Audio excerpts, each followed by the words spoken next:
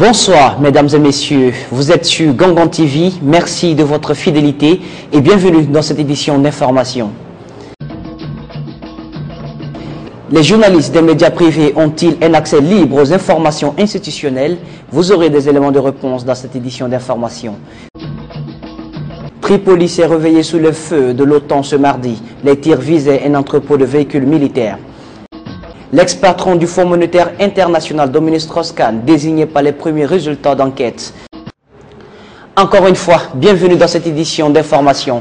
Les journalistes des médias privés ont-ils un accès libre aux informations institutionnelles? Sur la question, les avis sont partagés. Si certains pointent du doigt les autorités en place, d'autres situent la responsabilité ailleurs. Le point avec Joseph Kekora Yaradono.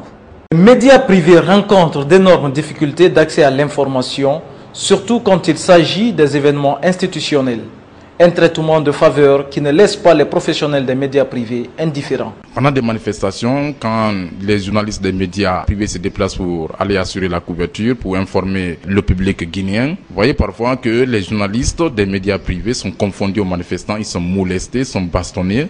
Et comme quoi, les gens ont dans la tête du fait que nous, journalistes des médias privés, du fait que nous soyons présents sur le terrain, par exemple à une manifestation interdite, ça veut dire du coup pour ces gens que nous venons prêter main forte à ces gens.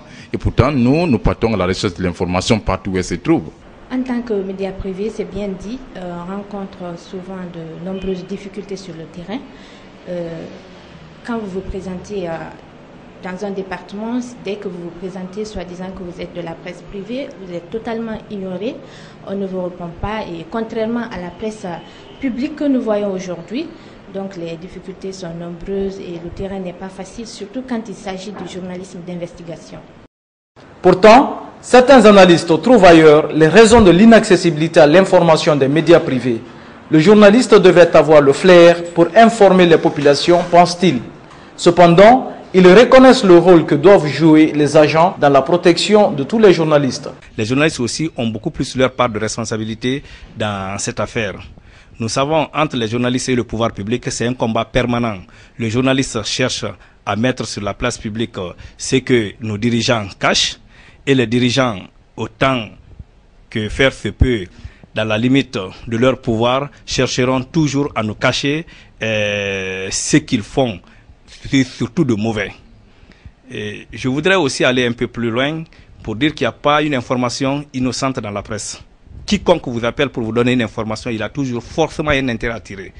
Donc, c'est aux journalistes d'être responsables. Les agents aujourd'hui de pouvoir public doivent tout mettre en œuvre pour ne pas empêcher les journalistes à faire leur travail. Le pays n'avance pas parce qu'un journaliste qui est empêché de faire un travail, s'il s'agit d'un détournement relatif par exemple à la construction de la route Matoto-Anta, il va de soi que toute la population riveraine de cette route, par la faute de cet agent de sécurité, ces gens-là vont continuer à inhaler des kilos de poussière.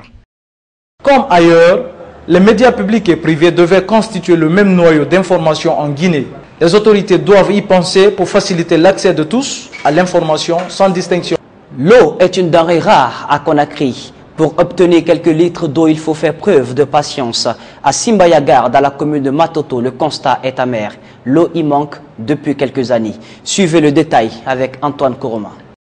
Les robinets sont à sec depuis des années ici à Simbayagar. Les citoyens habitués à cette situation se débrouillent tant bien que mal pour avoir de l'eau. Je me souviens, depuis 2000, on n'a pas eu d'eau à la pompe. On n'a pas eu d'eau à la pompe. Souvent, les gens même sont obligés de tirer les raccords des sols, c'est-à-dire les parties qui sont situées un peu à des basses altitudes, là où la pression, ils arrivent un peu à avoir un peu d'eau dans les tuyaux. Ils déterrent les tuyaux et souvent c'est quelques points d'eau que nous avons ici. Le gouvernement de la transition ou le gouvernement de la junte militaire passée a essayé d'alléger ce problème en installant un forage juste à côté. Le problème est que ce forage ne fonctionne qu'avec le courant et aujourd'hui le manque de courant c'est une réalité, on n'a pas de courant. Donc ça revient à la même chose, on est obligé de se contenter à ces quelques points d'eau. Il y a quelques pompes qui fonctionnent, mais qui sont derrière la route de Prince. Donc imaginez un peu le danger que nous courons avec les enfants qui sont obligés de transporter des bidons sur la tête. Les femmes avec des bidons de 20 litres derrière, aller puiser derrière la route de Prince et traverser avec ces... Donc c'est vraiment Nous sommes confrontés à d'énormes difficultés d'eau ici. Les enfants ne peuvent pas traverser la grande voie à cause des accidents répétés. À l'aide des bidons de 20 litres, chaque famille va à la recherche de l'eau, source de vie. Plusieurs personnes, des enfants pour la plupart, parcourent de longues distances malgré les multiples dangers que cela suscite souvent. Actuellement, dans notre quartier, nous n'avons aucun repos, surtout la nuit. Les hommes et les femmes, personne ne dort parce que l'eau ne vient qu'à 3h ou 5h du matin. Lorsque nous n'avons pas d'eau, nous allons jusqu'à Matoto pour en chercher. Nous n'avons pas de transport, donc nous prenons les bidons d'eau sur la tête. Dans le quartier voisin, où la desserte en eau est plus ou moins fréquente, les bidons sont taxés à 100 francs guinéens chaque 20 litres. Nous avons de l'eau ici, mais l'autre, par là-bas, ils n'en ont pas. Et étant tous des Guinéens, alors on s'est donné le coup de main, ils viennent le soir, le jour où l'eau vient, ça vient momentanément quoi. Mais tu ne peux pas laisser tes propres parents aussi, tes amis, des Guinéens aussi qui viennent pour de l'eau à cause de 100 francs leur privé. Sinon, la SIEG a dit, il ne donne pas de vente. Mais comment tu peux? Un parent vient, il a besoin de l'eau. Et toi, tu sais que tu dois payer à la fin du mois. C'est comme ça on s'est arrangé, on a jugé nécessaire de venir, payer 100 francs. Vous avez votre bidon, et d'autres qui viennent avec 2, 3, 4 bidons. La Guinée, château d'eau de l'Afrique de l'Ouest, dit-on, a soif par endroits. Que faire?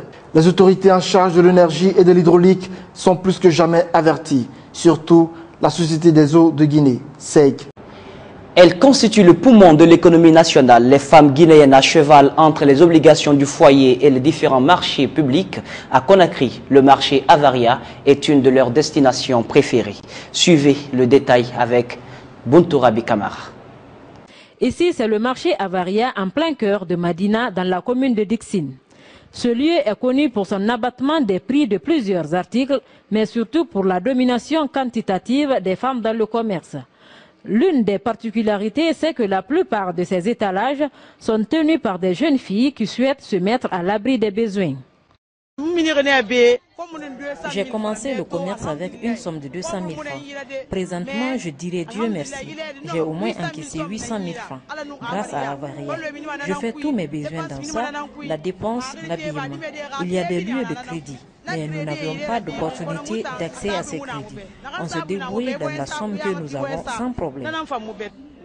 C'est sur fonds propres que ces jeunes filles sont là dans ce marché.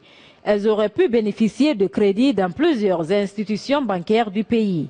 Mais elles ont préféré s'en passer pour tenir leur propre commerce sans devoir à personne. Je n'ai jamais pris de crédit. Je vends dans ce que je gagne. Il y a plein de personnes qui prennent les crédits, mais celles qui ont des bonnes relations. Je dirais aux femmes de faire le sérieux. Si la centaine de jeunes filles qui pratiquent le commerce à Avaria préfèrent se passer de l'aide des institutions de microcrédit, d'autres y trouvent leur salut. La page culturelle de cette édition d'information, l'industrie cinématographique guinéenne bat de l'aile. Manque de salles de cinéma, de subventions, absence de formation, bref, le 7e art guinéen sombre. Plus d'écho avec Joseph Lazare Milimono. Le 7e art en Guinée s'est presque soufflé. Au manque d'infrastructures est venu s'ajouter l'épineuse problématique du modernisme. Et si les salles de cinéma se font de plus en plus rares, c'est surtout à cause de la télé numérique et autres inventions comme les lecteurs DVD. Aujourd'hui, il n'y a plus que 4 salles de projection grand écran dans tout Conakry. Les autres ont été transformées en lieux de commerce ou en centres de spectacle. Beaucoup de privés avaient des salles de cinéma qu'ils ont eu à fermer dû à la concurrence déloyale des salles de vidéoprojection, dû à la piraterie des DVD qu'on retrouve sur les marchés, la liquidation de toutes les salles d'État par une unité de privatisation de l'ancien régime. C'est trop dur. Vous voyez tel que nous, l'investissement qu'on a fait durant tout ce temps-là, ce bâtiment qui est là, comme un paravent, qui ne sert à rien. Le cinéma à grand écran, c'est surtout faire ravir la vedette par une prolifération à outrance des vidéoclubs et la distribution des bouquets d'images dans les quartiers. Un autre fait, c'est la piraterie dans les centres clandestins de gravure CD. Autant de facteurs qui contribuent à assombrir le destin de la projection cinématographique en Guinée. Il faut déjà réattribuer des sites pour encourager à l'investissement. Donc tout doit passer par un plan de relance. Dans chaque commune, dans chaque quartier, il doit exister une salle de cinéma. Donc ce que nous pouvons demander à l'État dans un premier temps, c'est de confier à des professionnels de ce métier le plan de relance de toute la filière cinématographique. Avec le cinéma, les jeunes peuvent avoir la culture. Ils peuvent avoir un lieu à se consolider. Parce que quand il y a une salle de cinéma bien organisée, les jeunes peuvent apprendre beaucoup de choses. Au lieu d'aller fumer, au lieu d'aller faire des choses incorrectes, ils se dirigent dans la salle de cinéma. Le manque d'une politique étatique et l'absence de subventions sont entre autres les facteurs qui freinent la relance du cinéma. L'actualité africaine de cette édition d'information nous amène en Libye. L'Alliance Atlantique affirme avoir frappé un entrepôt de véhicules militaires à Tripoli. Plusieurs missiles auraient été tirés en moins d'une demi-heure. Au même moment, Paris annonce l'envoi d'hélicoptères de combat en Libye pour des frappes au sol plus précises. Suivez. Une lumière, puis... c'est l'explosion. Dès l'aube, les frappes de l'OTAN s'abattent sur Tripoli.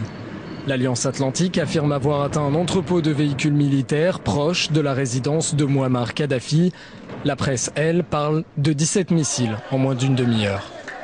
Dans les hôpitaux, les hommes fidèles au leader libyen accompagnent les blessés. Des dizaines de civils ont été touchés et nous avons dénombré 3 martyrs. Les blessés ont été emmenés dans 2 hôpitaux différents. C'est l'un d'entre eux ici. Certains d'entre eux sont très gravement atteints et d'autres, comme j'ai dit, sont morts. Alors que les frappes de l'OTAN s'intensifient, la France annonce l'envoi d'hélicoptères de combat Tigre. Leur base, le porte-hélicoptère Tonnerre, parti de Toulon la semaine dernière. Leur nombre, a priori 12 selon la presse. Leur but, mener des frappes plus près du sol, plus précises, pour appuyer les rebelles libyens dans des environnements urbains de jour comme de nuit. Il n'y a pas de changement de stratégie. Nous sommes toujours dans la stricte application des résolutions du Conseil de sécurité qui prévoit de mettre en œuvre les moyens nécessaires pour protéger les populations. Protéger les populations, ce n'est pas simplement neutraliser les blindés ou les avions de Kadhafi, c'est aussi affaiblir ses capacités militaires. Et selon le gouvernement français, la Grande-Bretagne devrait elle aussi envoyer des hélicoptères de combat. L'industrie cinématographique indienne connaît de plus en plus d'admirateurs en Afrique. L'Éthiopie est le pays qui abrite le festival du cinéma à marge du sommet Afrique-Inde. Une occasion d'échange d'expériences. Suivez. De séduire l'Afrique.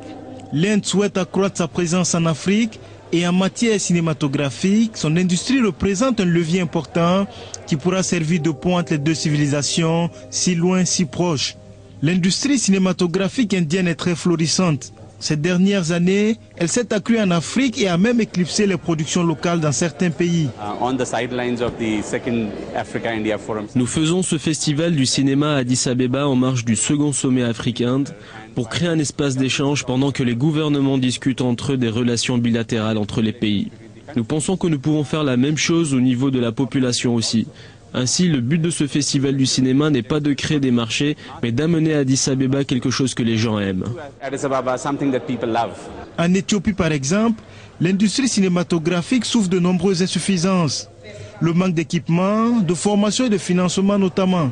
Les cinéastes éthiopiens espèrent pouvoir ainsi bénéficier de l'expérience indienne dans ce domaine. Nous pensons que les réalisateurs indiens vont aussi encourager nos jeunes réalisateurs par le transfert des compétences, des connaissances et de la technologie nécessaires au développement de l'industrie du film. L'industrie cinématographique africaine est elle aussi en plein essor. Exemple avec le FESPACO ou encore le cinéma nigérien appelé Nollywood. Le 7e art en Afrique promet ainsi un